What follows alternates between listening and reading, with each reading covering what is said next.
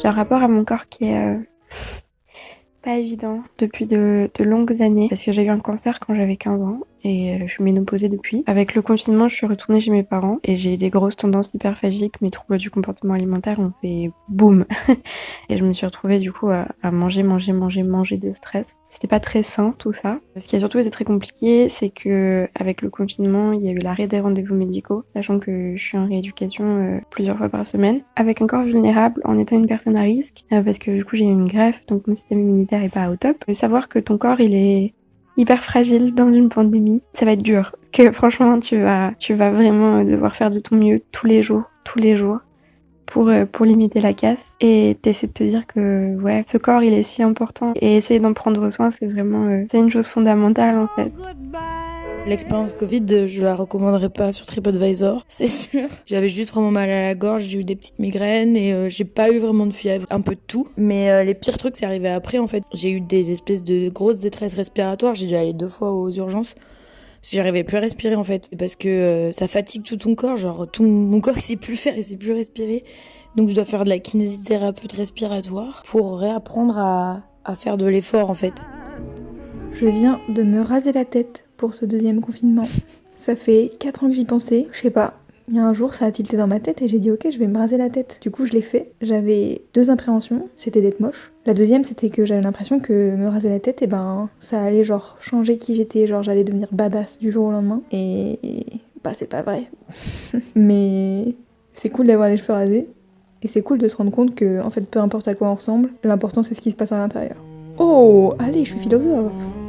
Le fait de plus bouger et de plus pouvoir faire le sport comme je faisais avant, ça m'a poussée à commencer à regarder des vidéos de fitness et à les faire à côté. Et ça a été un peu le début de la fin. À force de vouloir faire du sport et essayer de rester en forme, et ben j'ai fini par entrer un peu dans tout cet environnement de la diet culture ou des fit girls sur les réseaux sociaux. Je voyais très bien que mon comportement changeait, que la manière dont j'appréhendais le sport ou la nourriture ou toutes ces choses-là devenait de plus en plus malsaine et j'en avais conscience au fur et à mesure que je tombais dedans, mais j'arrivais juste plus à l'arrêter et donc je l'ai un peu vécu comme une rechute de confiance en soi.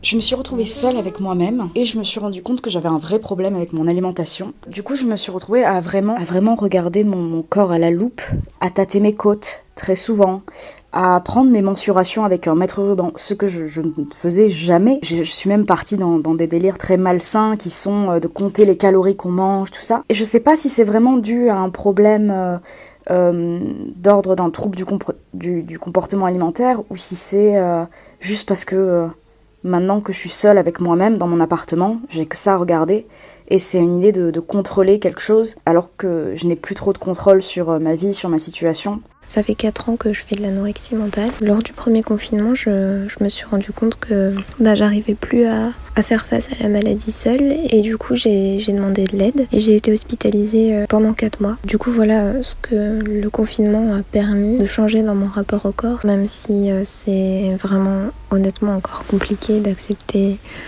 un corps qui a totalement changé en l'espace de 4 mois. Le confinement c'est pas une période facile, clairement, mais ça aura au moins eu chez moi ce mérite de me permettre de franchir une étape qui me terrifiait et puis de voir qu'en fait ça n'a donné que du bon. Et la vraie victoire, c'est de se rendre compte que pour la première fois de ma vie, je crois, la perception que j'ai de mon corps n'est plus ma préoccupation numéro 1.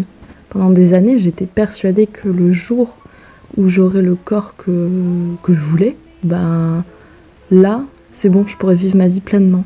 Et c'est pas ce que je fais. Maintenant, j'essaye vraiment de faire l'inverse. Je me suis rendu compte que c'était un peu inutile. Enfin, avec les 2 confinements, là, je me suis vraiment rendu compte que c'était pas... Il y a d'autres problèmes, quoi. Et puis surtout, c'est un petit peu bête d'attendre. C'est vrai que là, vraiment, depuis mars, je me suis plus rasé les jambes une seule fois. Donc ça, je suis hyper contente de ce changement-là. Parce que vraiment, je crois que j'ai jamais aimé m'épiler, me raser les jambes. Avoir des petits boutons, ça pique quand tu remets de la crème. Enfin bref, on connaît.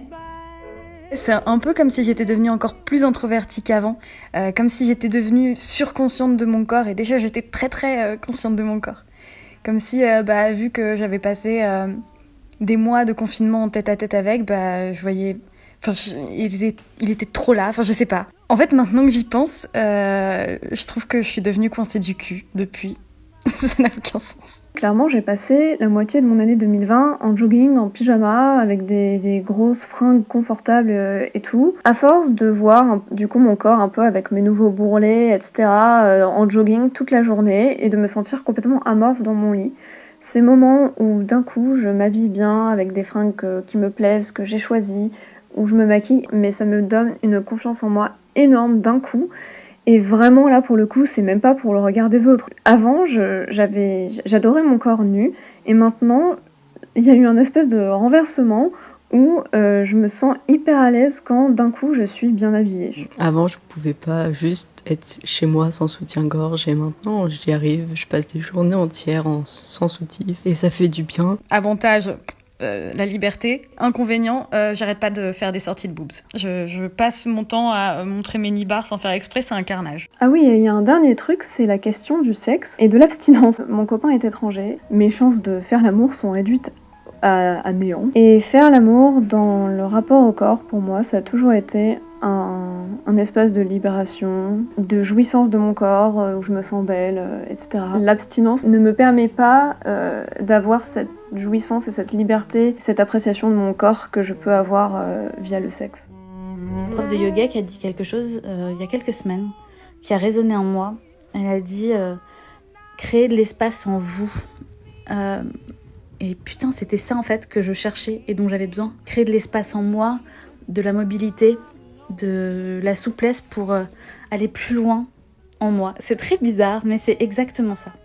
Le deuxième confinement, en fait, il m'a vraiment permis de prendre conscience de quelque chose que je n'avais pas jamais reconnu, en fait, grâce à mon corps. De me rendre compte que mon corps ne m'a jamais lâché.